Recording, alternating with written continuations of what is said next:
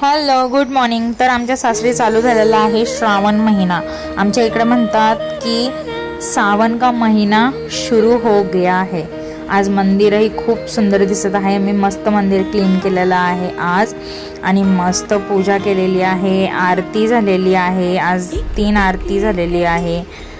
3 तिकड काम बिगड असं म्हणतात, पण काही नाही। 3 आरती 2 आरती असं काहीच नसतं। मग मी किचनमध्ये आले आणि भांडे ना ट्रॉलीला लावून घेते। खूप पसारा झाला होता। मग मी करत आहे खिचडीची तयारी आणि हा आहे माझा छोटा मिनी व्लॉग। सबस्क्राईब करायला विसरू नका, लाईक करायला विसरू नका आणि तुमच्या फ्रेंड्सला शेअर करायला विसरू नका। ब्लॉग आवडला तर नक्कीच लाईक करा आणि माझे पटपट सबस्क्राईब वाढवा।